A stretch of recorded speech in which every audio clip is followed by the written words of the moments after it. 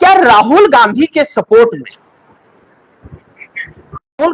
Support में भाजपा के सांसद आए, इसलिए मोदी की बढ़ी है बेचैनी?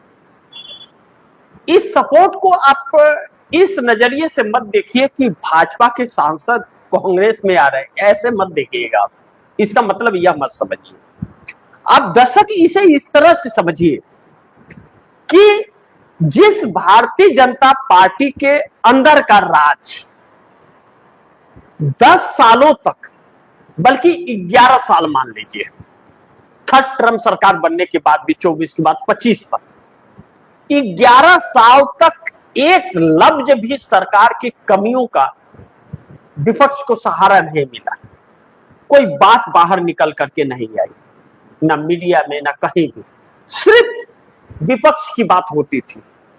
24 के बाद इंडिया गठबंधन की बात होने लगी, ना एनडीए की बात होती थी, कोई टीवी चैनल करता था, ना भाजपा की बात करता था, ना आरएसएस की बात करता था। अचानक इतने बड़े बड़े खुलासे आरएसएस के और भाजपा के दोनों के कैसे होने लगे? यह एक दिन में तो घोटाला नहीं हुआ। आप एक हाईलाइट राम मंदिर की बात कर लेते हैं। क्या राम मंदिर की लूट अचानक एक दिन में हो गई है क्या? यह तो जब से तैयार हुआ तब से शुरू है, और बल्कि उसके पहले बनने के वक्त से 40% कमीशन से शुरू है। हर कोई जानता है कि 40% कमीशन यह लोग लेते हैं, हर लोग जानते हैं इस बात को, नई बात नहीं है यह। जहां जहां भाजपा की सरकार है 40% सरकार चलती है, खुलेआम लेते हैं लोग।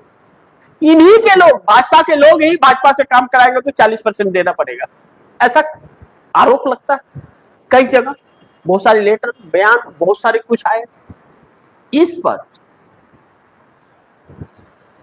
आरएसएस की छोड़ दीजिए, भाजपा की बात कीजिए। हालांकि भाजपा आरएसएस में फर्क नहीं है, लेकिन भाजपा की बात कीजिए, सरकार की बात कीजिए, आरएसएस को साइड कीजिए एक बार। अब चाहे पेट्रोलियम मंत्रालय हो, पीएमओ हो, पर्यावरण और वन विभाग हो, भूपेंद्र यादव मोदी के बहुत खास थे। 4 बड़े अफसरों ने प्राइवेट सेक्रेटरी तक इस्तीफा दे दिया। क्यों दे दिया? What is this reason? 2 कारण हो सकते हैं।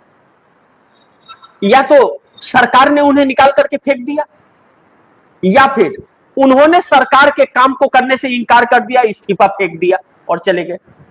अगर सरकार निकालती तो वह बाकायदे सिस्टम से शो करती, वह इस्तीफा देके गए, इसके लिए बात दब गया। क्यों 2 दिन बाद किसी को पता चला देश को कि पूरा मंत्रालय ही साफ हो गया? 13 लोगों को उस मंत्रालय से, अफसरों को निकाल दिया गया, या वह अफसर ही निकल करके चले गए। यह बात बाहर क्यों आई? 2 दिन तक क्यों नहीं आई थी? कोई तो है कि जो खबर पहुंचा रहा है। राम मंदिर का निकला, मोहन यादव मध्य प्रदेश के सीएम का निकला, पीएमओ के अंदर महादेवन ऐप का 50,000 करोड़ रुपए का निकला, कृषि मंत्रालय का निकला, पेट्रोलियम मंत्रालय का निकला, E20 का निकला। देश को पता ही नहीं था E20 चालू है, पेट्रोल। देश को किसी को पता ही नहीं था, आधिकारिक कोई सूचना ही देश को नहीं है कि E20 पेट्रोल हम दे रहे हैं। गाड़ियां जब सीज होने लगी, बातें निकलने लगी, तब पता चला। और 1 साल से E20 चलाया जा रहा था, थोड़ा थोड़ा स्लो पॉइजन दे दे करके 20 तक पहुंचाया गया, और अब 35 पर जाने की तैयारी थी, तब चोर पकड़ा गया। पहले सरकार बचती रही, सुप्रीम कोर्ट में झूठ बोला ना, हम तो मिलाते ही नहीं, बाद में कह रहे हम तो प्रयोग कर रहे हैं, 1 साल बाद रिजल्ट आएगा। मैंने कहा ना, स्लो पॉइजन। तो यह लोगों को गुमराह जो किया जा रहा है। तो अब भारतीय जनता पार्टी के जो 240 सांसद बचे हुए, 240 सांसद भारतीय जनता पार्टी के, उसमें से मैंने अपने कई प्रोग्राम में आप दर्शकों को कहा कि 104 सांसद जो है वह दूसरे दलों के आए हुए लोग हैं जो भारतीय जनता पार्टी में शामिल है, वह मोदी के साथ हमेशा खड़े हैं, हर सिचुएशन में मोदी के साथ खड़े हैं, क्योंकि उनको भाजपा वाले एक्सेप्ट ही नहीं करते हैं और ना तो आरएसएस वाले।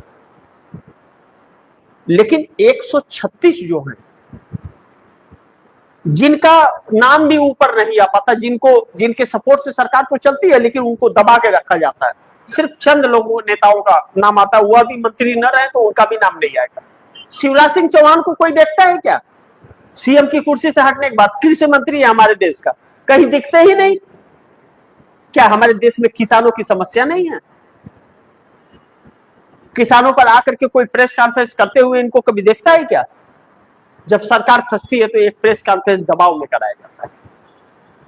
पेट्रोलियम मंत्री दिखते हैं क्या? शिक्षा मंत्री कोई जानता था क्या? रेल मंत्री को जानता है क्या कोई? अश्विनी वैष्णव को? वो बेचारे रेल बनाने में मस्त है, रील बनाने में। क्या हमारे देश के उद्यान मंत्री को जानता है कोई? राम मोहन नायडू, चंद्रबाबू नायडू के भतीजे हैं। कोई देखता नहीं, क्योंकि काम इनका है ही नहीं कुछ। जब मामला फंसता है तब इनका नाम आता है तो लोग भौचक्के रह जाते हैं। तो फिर 136 सांसद जो है, यह अलग और 104 अलग, यानी कि दो टुकड़ों में भाजपा, आरएसएस और भाजपा में बिखरे। अब भाजपा आरएसएस एक रहे तो यह एक है, लेकिन अब खेल बिगड़ गया। इसीलिए अब भाजपा के सांसद भी राहुल गांधी को इंफॉर्मेशन दे रहे हैं, यानी कि सपोर्ट कर रहे हैं। इंफॉर्मेशन देना मतलब सपोर्ट करना, सपोर्ट कर रहे हैं। तो ऐसे में मोदी सरकार की बेचैनियां बढ़ रही हैं, क्योंकि अंदर की बात बाहर जाने लगी है। तो विपक्ष के हाथ मोदी की कमजोरी आ रही है। ऐसे में इंडिया गठबंधन तो है नहीं एकजुट, वह तो टूट फूट के बिखर गया। तो कोई क्या बिगाड़ लेगा मोदी का? कोई क्या बिगाड़ लेगा मोदी का? मैंने आरएसएस को अलग कर दिया, मैं सिर्फ भाजपा की बात कर रहा हूं। क्या बिगाड़ लेगा मोदी का? एनडीए गठबंधन के अंदर भी छिन्न भिन्न कर दिया, ममता को तोड़ करके एक ऐसा गठबंधन तैयार किया है कि वह किसी के लफड़े में नहीं आएगा। उद्धव ठाकरे का तोड़ के एकनाथ शिंदे को ऐसा लपेटा है कि जिस दिन नाकुर नुकुर करने की कोशिश की उस दिन जेल में रहेंगे। तो शरद पवार कांग्रेस में विलय करने वाले थे और जाकर के सम्मान ले रहे हैं। तो शिकंजा कस रखा है, लेकिन सिर्फ 54 विधायकों से या 53 सांसदों से सरकार तो नहीं चलेगी ना। सरकार तो 272 से चलेगी भैया, और 272 सबको एकजुट करके भी यह नहीं कर पाएंगे। इसलिए आरएसएस के मोहताज है मोदी। आरएसएस और बीजेपी के 136 सांसदों के मोहताज है। अब ऐसे में राहुल गांधी जो चट्टान की तरह मोदी सरकार की मुसीबत बने हैं, इंडिया गठबंधन टूटने बिखरने के बावजूद जो चट्टान की तरह खड़े हैं और सारी रणनीतियों के तहत इनके ऊपर भारी पड़ रहे हैं, वह इंफॉर्मेशन पीएमओ, चुनाव आयोग के दफ्तर, जुडिशरी और भारतीय जनता पार्टी के दफ्तर और आरएसएस से ही राहुल गांधी तक पहुंच रहे हैं और ब्यूरोक्रेसी से इंफॉर्मेशन पहुंच रहा है, जो मोदी सरकार के लिए बड़ी संकट बन गया है। ऐसे में राहुल गांधी के शिकंजे में जब मोदी फंस रहे हैं तो मोदी के लिए समस्या यह खड़ी हो रही है कि सरकार कैसे बचेगी।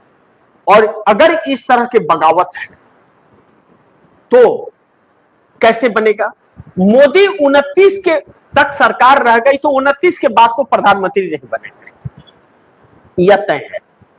तो प्रधानमंत्री नहीं बनेंगे तो अमित शाह रहे प्रधानमंत्री, ताकि वह सिक्योर रहे, उनके ऊपर आंच ना आए। इसके लिए वह अमित शाह को प्रधानमंत्री बनाना चाहते थे, लेकिन अमित शाह को बनने से, डिप्टी पीएम बनने से रोका जा रहा है। तो पीएम बनने की तो बात ही छोड़ दीजिए, डिप्टी पीएम पर नीतीश हो या नायडू हो, इन 30 सांसदों का समर्थन नहीं मिल रहा है।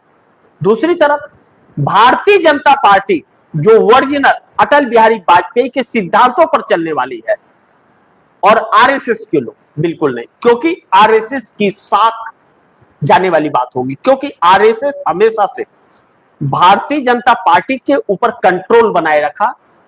आरएसएस ही राष्ट्रीय अध्यक्ष और प्रधानमंत्री की नियुक्ति उसी को करता है जो संघी हो, और अमित शाह संघी नहीं है, और गुजरात के हाथ में आरएसएस नहीं जाने देगा, यह तय है। तो फिर ऐसे में लगता है कि मध्यवर्ती चुनाव, क्योंकि जब सरकार बदल नहीं सकती, विपक्ष उस लायक नहीं है, कांग्रेस अकेली है, तो अब देश की जनता उन क्षेत्रीय दलों का हिसाब चुनाव में करेगी जो इंडिया गठबंधन के हिस्सा रह करके मोदी को सपोर्ट कर रहे हैं। तो ऐसी परिस्थिति में मध्यवर्ती चुनाव की आहट बहुत तेज सुनाई देने लगी। इसलिए भी मोदी की बेचैनी बढ़ रही है कि फिर अगर कांग्रेस ने बाजी मार ले गई और राहुल गांधी जैसा शख्स अगर कुर्सी पर बैठ गया, तो फिर मोदी के लिए और अमित शाह के लिए बहुत बड़ा संकट पैदा हो जाएगा। अब देखना यह होगा कि आगे क्या होता है। जो भी होगा, खबरें आप दर्शकों तक लाते रहूंगा। आप दर्शकों की क्या राय है, क्या सुझाव है, कमेंट बॉक्स में जरूर। इस खबर को ज्यादा से ज्यादा शेयर कीजिए, अपने दोस्तों को भी कहीं आगे शेयर करें, और आपने टीएफडी इंडिया न्यूज 24 को सब्सक्राइब नहीं किया, सब्सक्राइब कर लीजिए। अपने दोस्तों को भी कहिएगा टीएफडी इंडिया 24 को सब्सक्राइब करें। मिलते हैं अगली खबर के साथ, तब तक के लिए नमस्कार।